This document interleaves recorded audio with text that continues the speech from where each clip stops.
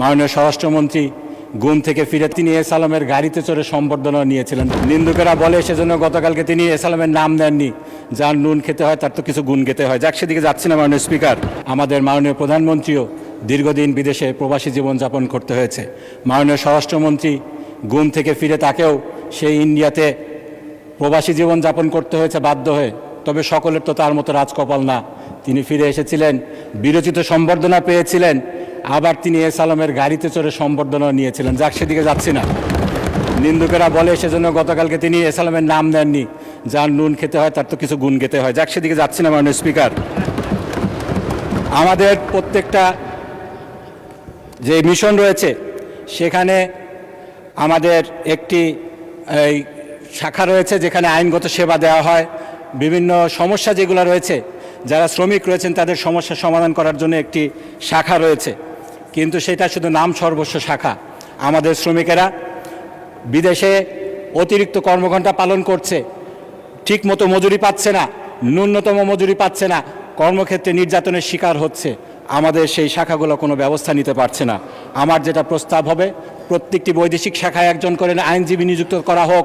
যদি বাংলাদেশের আইনজীবীদের সমস্যা সমাধান করা সম্ভব না হয়, স্থানীয় আইনজীবীদের প্যানেল করা হোক, তারা এই সমস্যাগুলোর সমাধান করবেন, এই সমস্যাগুলো দেখবেন। মাননীয় স্পিকার, নারী শ্রমিকদের ব্যাপারে বলতেই হয়, গত 8 বছরে 800 নারী শ্রমিকের লাশ ফেরত এসেছে। 70,000 নারী শ্রমিক নির্যাতিত হয়ে দেশে ফিরে এসেছেন।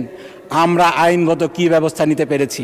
মাননীয় স্পিকার, গত কয়েকদিন আগে আমেরিকাতে এক পড়তে যাওয়া দম্পতি, তাদেরকে নৃশংসভাবে খুন করা হয়েছে।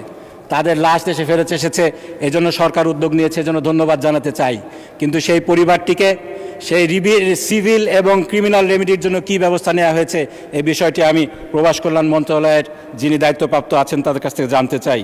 মাননীয় স্পিকার, গত কয়েক বছরে 2012 থেকে 2025 সাল পর্যন্ত প্রায় 6,000 রিপোর্টেড পাচার হয়েছে বাংলাদেশ থেকে, নারী পাচার হয়েছে। এটা আনরিপোর্টেড আরও বেশি থাকার কথা।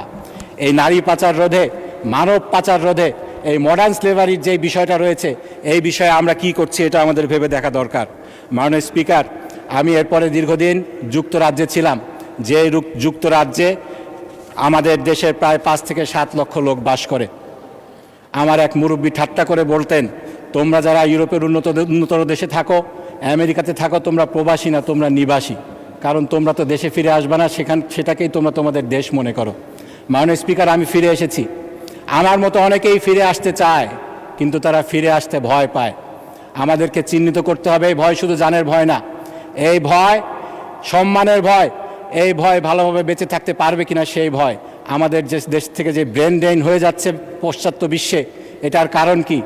প্রথম জেনারেশন তাদের দেশে ফেরার একটা স্বপ্ন থাকে, দ্বিতীয় জেনারেশন কেন বাংলাদেশকে নিজেদের দেশ বলতে লজ্জা পায়?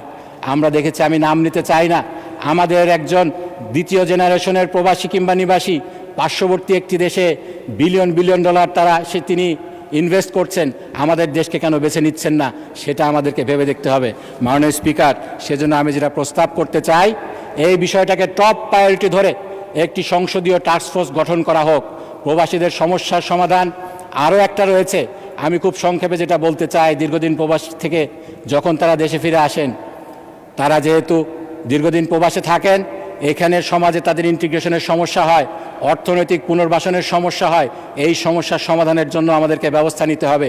সকল কিছুর জন্য আমার যেটা প্রস্তাব, একটি সংসদীয় টাস্কফোর্স গঠন করা হোক, এক্সপার্টদের সমন্বয়ে, সংসদের সমন্বয়ে, সংসদ সদস্যদের সমন্বয়ে, এবং বিষয়টিকে অত্যন্ত গুরুত্বের সাথে বিবেচনা করে কার্যকর পদক্ষেপ নিয়ে আমাদেরকে বিদেশি যেই ব্রেন ড্রেন হচ্ছে এবং বিদেশি রেমিটেন্সটাকে আরও ইনহ্যান্স করার জন্য একটা কার্যকর ব্যবস্থা গ্রহণ করার জন্য এই সংসদকে আহ্বান জানিয়ে আমার বক্তব্য এখানে শেষ করছি।